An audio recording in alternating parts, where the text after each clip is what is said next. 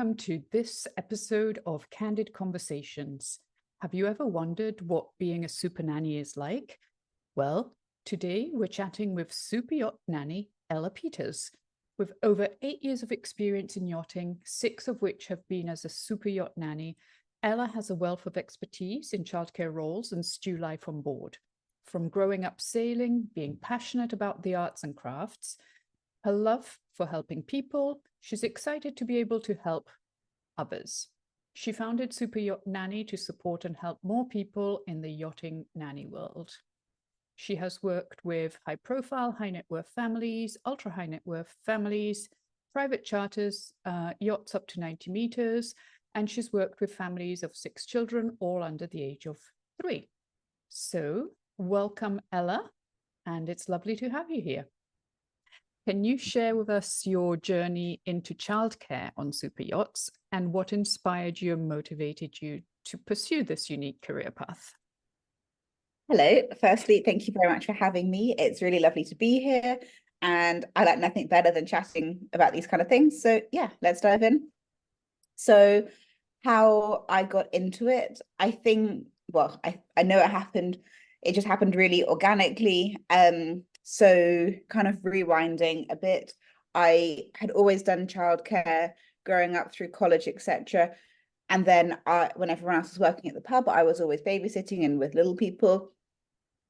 I then went on to be a super yacht stewardess because I'd grown up sailing and had always loved that kind of option and knew I wasn't set for going directly to university.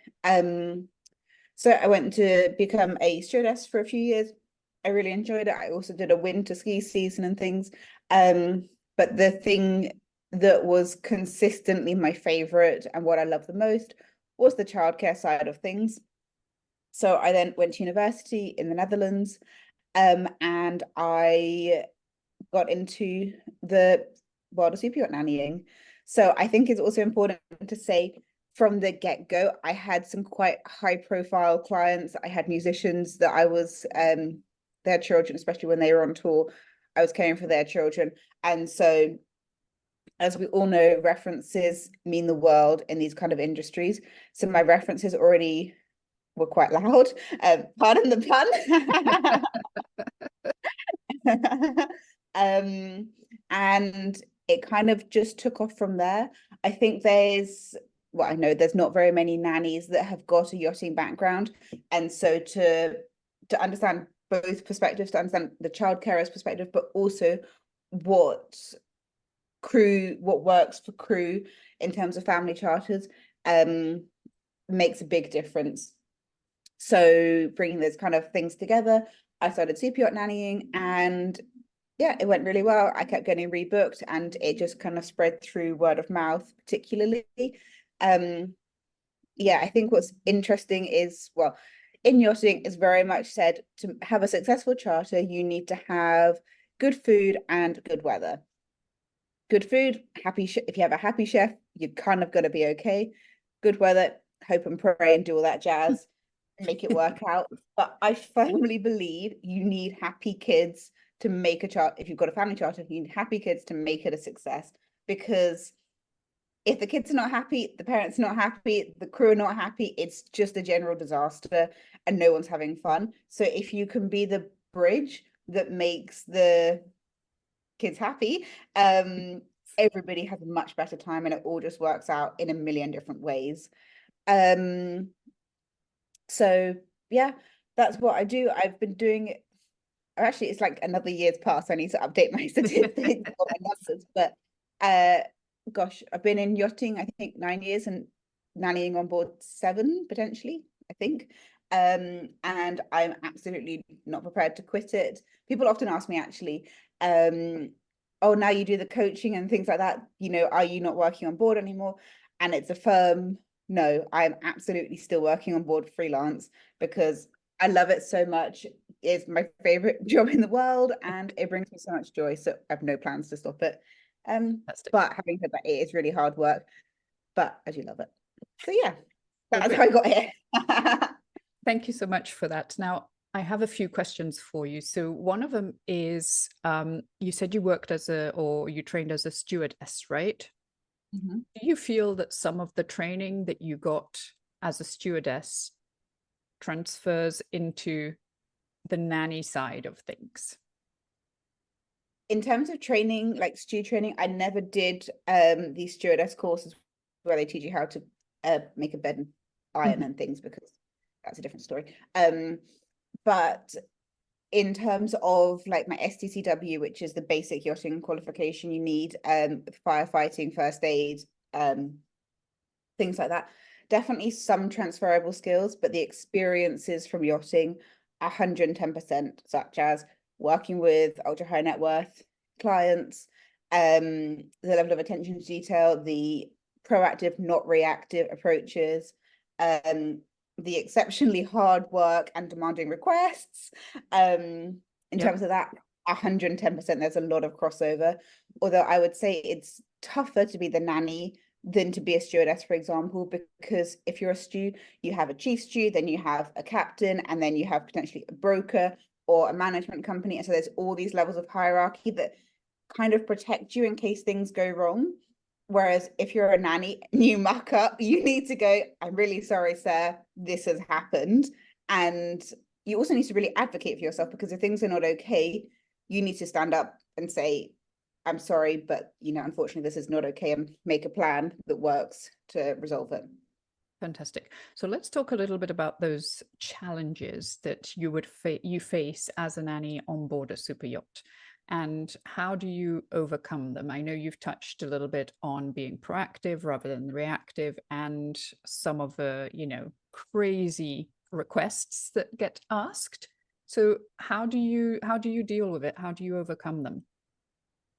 I think a big challenge of being a freelance nanny, this also applies to kind of ad hoc, just general freelance nannying as well, is that you often don't get information like any handover notes or a meeting with the existing nannies. And so often I will just directly meet the family on board, and I don't know anything about these children, really. I don't know bedtimes, I don't know allergies, I don't know routines, I don't know preferences.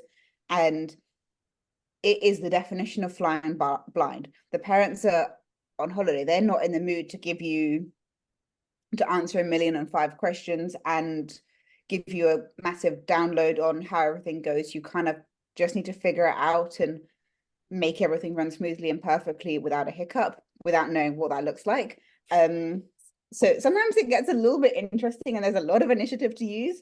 But yeah, it somehow just does work. You ask the things that you actually really need to know, and then you figure out and kind of go with the flow on a lot of things. Also, I know from doing it so many times from these experiences, what works and what doesn't work. So, okay, maybe it looks a little bit different to their normal schedule, but this is an alternative that consistently works well on board. So, like, for example, doors are really heavy on yachts because they're often fire doors. So if they're used to sleeping with the door open, popping a rolled towel in the door, like keeps it a bit open while they're settling and going to bed. So, it's not quite shut, but that's a small tweak that just works on board. Yeah. Yeah, I would say that can be a little bit interesting. It can feel daunting at the start because you're like, I don't know anything about these children. Like, are they going to bed at 7 p.m.? Are they going to bed at 2 a.m.?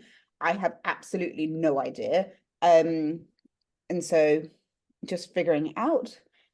Another thing that can be tricky is that kids need to be supervised all the time on board. You can't Yes. have a 5-year-old running around freestyle around a super yacht that no one knows where they are. It's one thing in their home when they can go to the garden by themselves, or if they're allowed to go to their bedroom alone, or whatever the at-home rules are. They're almost always different to the rules on board. Sometimes families are very laissez-faire about this. Sometimes they're definitely not. Sometimes the captains are very strong in their opinions on it. I'm very much of the opinion children need to be supervised at all times, because on board things can go wrong so fast, and it's terrifying. So if we can just take away problems away by supervising them, it's much better. And so how this looks I would say seriously good communication, being consistently really communicative with crew, with the parents, with the family. So you just know where the children are at all times. You can't have guests turn around and say, oh, where's little, I don't know, Charlie? And you say, I don't know, because that is just not acceptable. And so, you know, if they're not with you, they're with a crew member, or they're with their parents, or they're whatever, they're accounted for at all times. Yeah, that's a big one. What other challenges are there? Long hours. A lot of people think that I go on holiday with really lovely people on really lovely boats, and that's really not the case. It's like, I don't know, 16 hours easily a day, and it's massive hours on your feet in guest facing situations all the time, what with often 24-hour care. And so how I make that work for me is, one, a lot of coffee, two, well rested before and after the trip, because I know I actually need to let my body rest and recover because it is just very intense. Three, not just eating chicken nuggets with the kids. It's very convenient to eat kids' food, completely get that, and I do it a lot. But I know myself that I am a much better nanny if my body is actually nourished. Surprise, surprise. So I'm happy to eat kids' food, but I also try to balance it out with some actual food. And that makes things go a lot better. So a couple of questions that I'm sure people are thinking about. So one of them is, you did talk about the long hours, and you did talk about the fact that it's not a holiday. So how long are your trips typically? So I am doing trips the length of the charter. So I'm either arriving the evening before or the morning of the trip if I'm flying to the boat, or sometimes I fly to the family's residence and then we fly together privately to the yacht. But basically the charter is 1 week or 2 weeks, sometimes 10 days, but my favorite ones are 10 days because you get into a routine and you know what's going on and you get to enjoy everything on board, all the water sports and all the beautiful places, but they don't get cabin fever just yet. Okay. Yeah. All right. And then the one other question that I have is, how many children in general are you responsible for? So do you ever find yourself in positions, because I know this has happened to me, you're hired by this charter, so you're going on the charter, it's 2 weeks long, the family arrives, they only have one child, and then all of a sudden they invite all of their friends and they bring all of their children and they don't have any nannies. Have you ever found yourself in that situation? Not too many times. On travel nanny roles, it happens a lot more often than there's a villa party, and it's like, wow, there's a lot of small people here. And also wedding nannying, that gets really crazy. But on board, what my most common charter is the grandparents chartering, and then I have all the cousins. And it's really nice because they know it, they normally know each other quite well, and they've grown up together, so they just get on quite well, and it makes things a lot easier. But in terms of like when they bring a lot of other children, it has happened, and I will then ask crew to, you know, be involved, and because I can't watch that many children, it's just not safe. And, you know, if you think of the perspective of there's a fire on board, how many kids can you carry out? Yeah, that's where you need to think. 22 children looks like a lot of fun and a lot of craziness and a lot of laughter, shouting and screaming probably as well. But I can't do that myself. All right. Thank you. And boats and charters, I'm sure, are super fast environments. Things happen very quickly. People need to, you know, need to be in different places on the boat at different times. I know you've spoken about safety, but how do you ensure the safety and the well-being of the children under your care while they're on board? I know you've spoken about eyes on children the whole time. What other tips can you share with us? Have a really clear policy on life jackets. So everybody knows, all parents, grandparents, crew, everybody is on the same page, and also keep them somewhere very convenient. So, you know, in the garage by the tender, so they're going to be put on every time you get on the tender. And then there's no quibbles, there's no, oh, but just this time you don't need it. It's consistently, this is the rule, this is what we're doing, pop it on. It's really easy to do. Safety briefings should happen at the start of every charter. It's obviously different if it's a private yacht, because then they own it and they know, the children are often on board regularly, they know kind of what the setup is. But a muster station on board is where you go in case of an emergency. And so when they're old enough to know what a muster station is, I make it really clear, and I talk about it, that in case anything funny happens, or you feel scared, or you're not sure what's going on, this is where you need to go. And it has happened before. I mean, it was just that the dishwasher got a bit too steamy and, you know, set off the alarms. But the alarms are loud and it can feel really scary. And then the fire doors will like close. And so for them to know without having to really think where they're going to go is really important. Obviously, you need to be old enough to know about those things. But yeah. What other safety things would I say? I always carry a first aid kit with me. Well, obviously it's in my cabin when I'm on board, but when we go on excursions and things, I've always got my little first aid kit with me in my handbag. It contains nothing crazy, just the things that you actually need, plus blister plasters, because you can guarantee some adult is wearing some exceptionally beautiful sandals that are really, really hurting her feet. So things like that are really easy to do, and they just make things that much safer. This is like kind of safety related, but also when we go on excursions, and if deck crew or stews are accompanying us carrying water and things, I give them a safety briefing, like, well, not just safety, but a briefing for the children.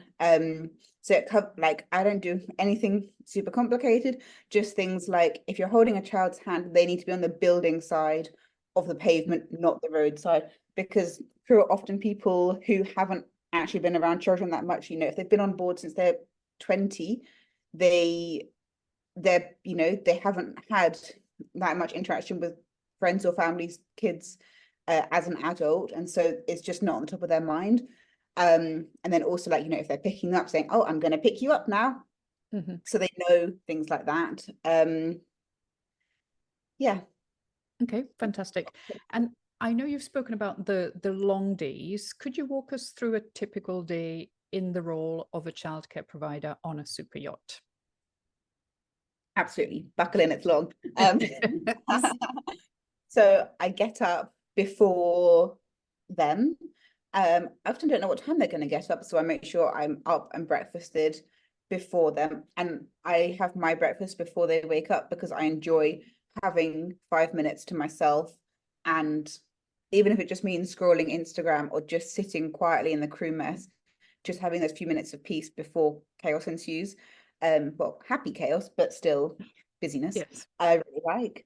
And then kind of mill around or help stewardesses a bit, or chitter chatter until the kids get up. Then we do breakfast together. Normally on board, it's like a buffet style breakfast. So we have breakfast and then go and get them dressed, sun cream up and everything.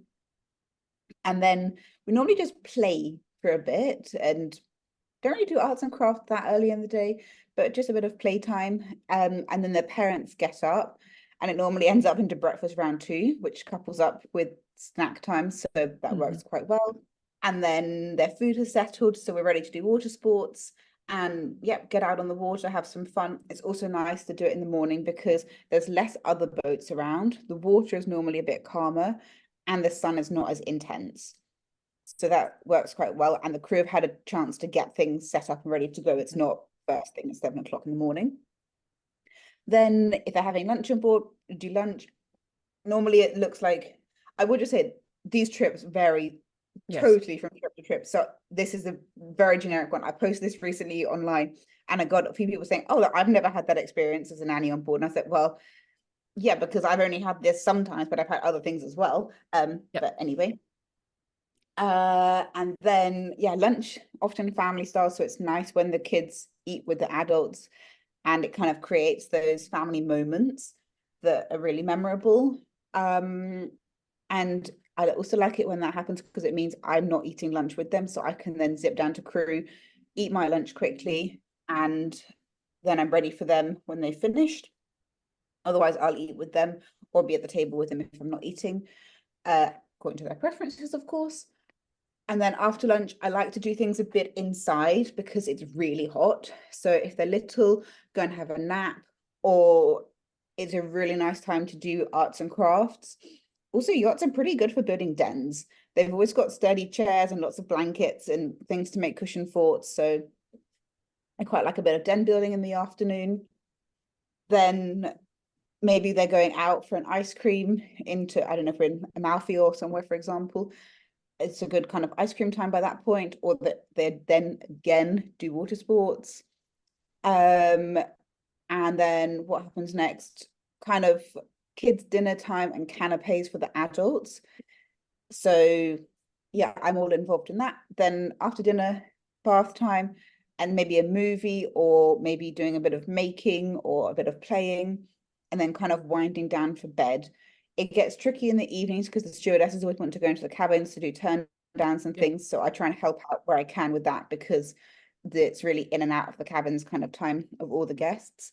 But that does sound quite relaxed, but it's normally very full on. Yeah, and then I put them to bed. If I'm either sharing a cabin with them, I've got the monitor, or I've got my own cabin or a shared crew cabin. So that, just play that by ear and then be ready for the next day. Okay, it's your breakdown is very similar to what I used to do when I worked as a nanny on a super yacht. I wasn't hired just for charters, so I traveled with a family, but basically that was kind of a breakdown that we had. So very, Nice. very similar. Okay, so with your experience in the yachting industry, what advice would you give to aspiring childcare professionals who want to become super yacht nannies? Pitch yourself as one, not as specifically as a super yacht nanny, but pitch your services to ultra high net worth clients. So understand what they're looking for in a childcare provider, and develop your skills in those areas, or rephrase what you do already into a way that actually speaks their language. Sorry, tell me the question again, please. Yes, with your experience, what advice would you give to aspiring childcare professionals who want to get into the super yacht industry? Yeah, so definitely to have proper ultra high net worth client experience. Travel nannying is also really well regarded. Get networking is another big piece of advice, because there are jobs out there, but you're not going to find them by just searching on Google. They are a lot of the time word of mouth, or some jobs are coming through me, but quite a lot of jobs are coming through me last year. But we all know the very best jobs come from word of mouth and personal recommendation.